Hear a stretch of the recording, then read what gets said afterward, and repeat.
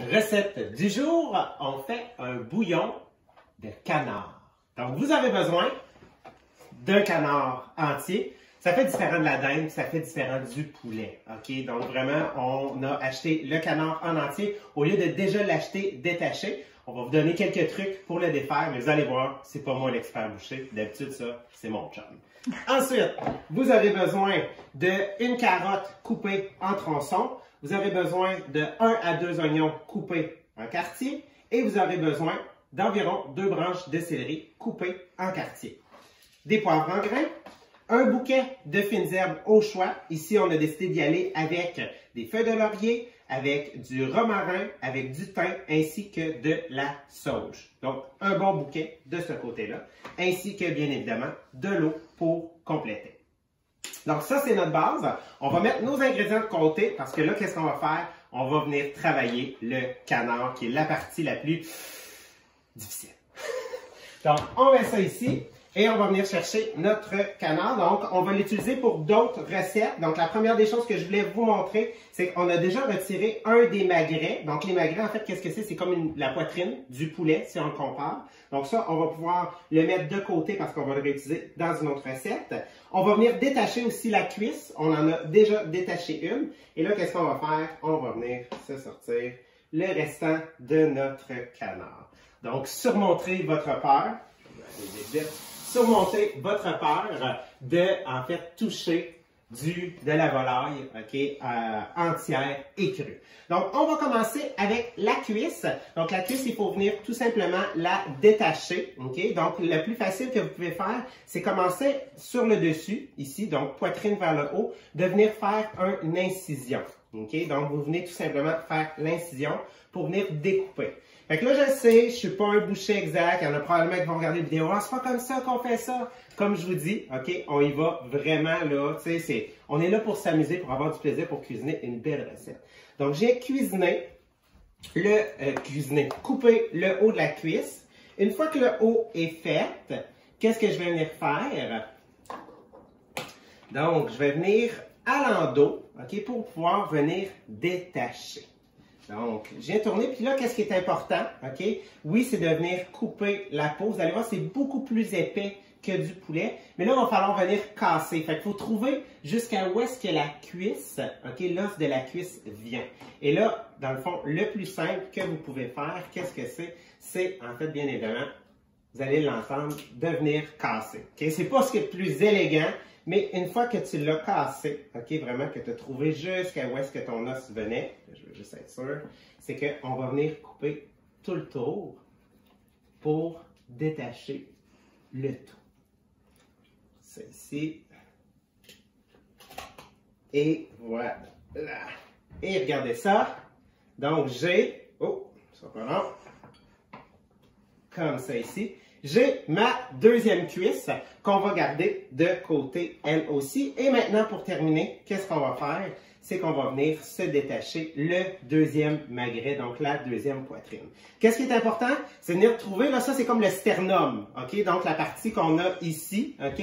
Donc c'est ça qu'on va essayer de venir trouver et on va venir passer notre couteau vraiment là sur le rebord du sternum, puis on laisse le couteau travailler, on laisse le couteau aller parce qu'il va vraiment venir, OK, couper le long de un peu ce qu'on appelle là, la cage thoracique.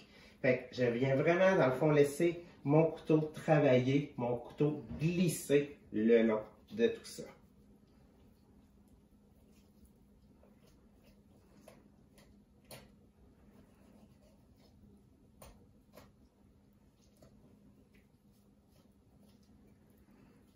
Et quand tu arrives au bout, tu vas le voir, là, c'est que tu vas retoucher comme à la peau. Donc là, tu vas savoir que tu es au bout vraiment de ton magret.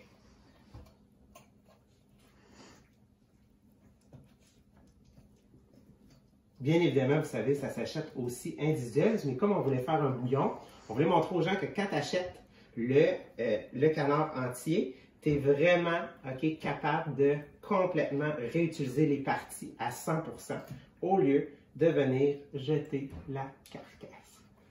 Donc,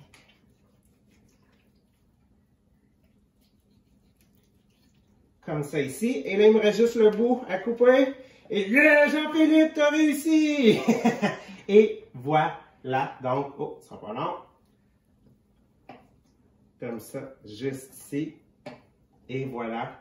On a, en fait, le deuxième magret. Donc, vous voyez, c'est vraiment comme une viande rouge. Et ça aussi, on va la mettre de côté. Maintenant, la dernière chose qu'il nous reste à faire, c'est que là, on va utiliser notre carcasse. Je vais juste refaire un petit nettoyage vite. Et là, dans le fond, pour faciliter, vous pouvez utiliser différentes sortes de couteaux. Vous pouvez y aller avec un couteau de chef. Vous pouvez décider d'y aller avec, en fait, le couteau de boucher, comment vous êtes à l'aise. Et en fait, vous pouvez y aller aussi avec des ciseaux de voleur. Moi, c'est ça que je vais décider d'utiliser. Et bien évidemment, si vous utilisez un couteau, assurez-vous à 100% qu'il soit très bien aiguisé. Donc, je vous donne le petit cours 101 vite de comment utiliser nos aiguisoirs.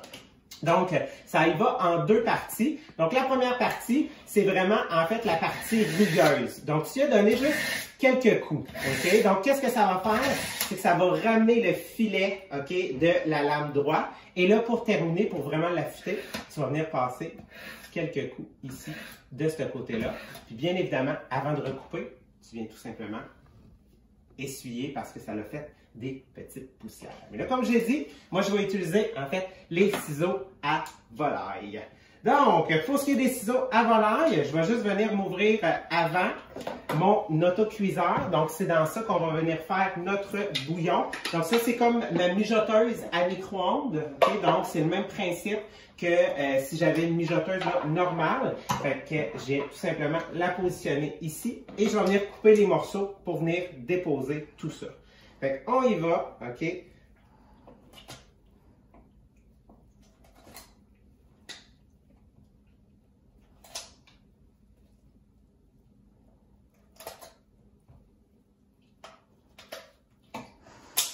Oh! Yes! Fait qu'il faut y aller quand même d'une bonne main pour être sûr d'être capable là, de vraiment bien défaire là, la volaille. Parce que qu'est-ce qu'on veut? C'est qu'on veut réutiliser toutes les parties restantes parce que c'est vraiment dans ça que le goût du bouillon va se retrouver. Comme ça ici. On va venir se couper l'aile. Donc c'est sûr, tu sais, il reste des fois un petit peu de viande, mais comme c'est pour le bouillon, c'est bien parfait.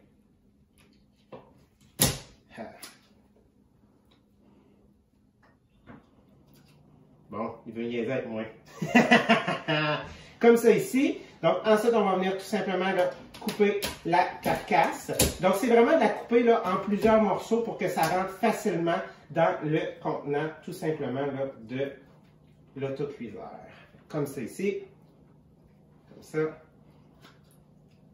Et, même principe, on va venir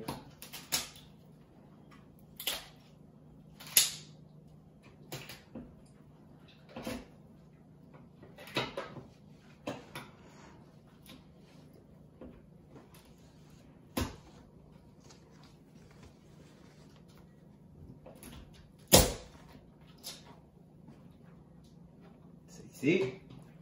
Et dernière partie, on va venir couper ça en deux. Et là, on va être capable de poursuivre notre recette, donc de terminer tout simplement notre bouillon. Ici et ici. Comme ça. Donc, je me rince les mains.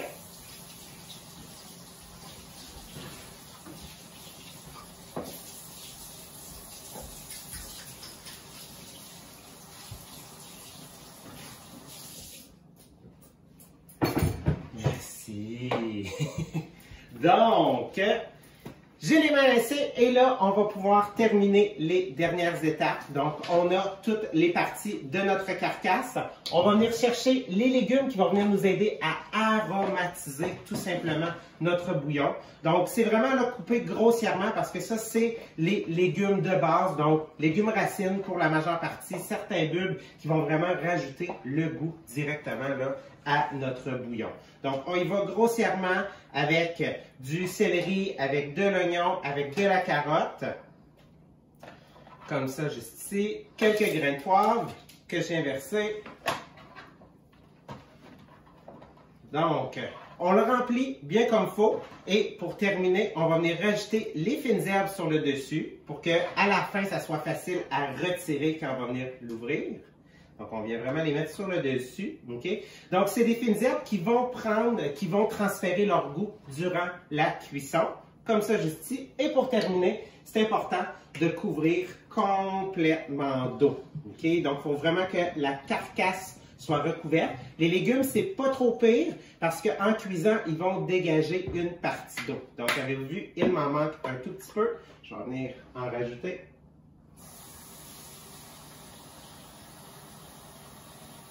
Et voilà, jusqu'à ma ligne maximale. Et je vais venir tout simplement refermer le tout. J'ai pas besoin d'ajouter de sel parce que ça, c'est à la cuisson de mes prochaines recettes quand je vais réutiliser le bouillon que je vais pouvoir venir saler. Donc, j'ai aligné tout simplement, j'ai fermé, j'ai twisté, je ferme. Et on va envoyer ça 40 minutes au micro-ondes. Et voilà, on va avoir un bouillon de canard.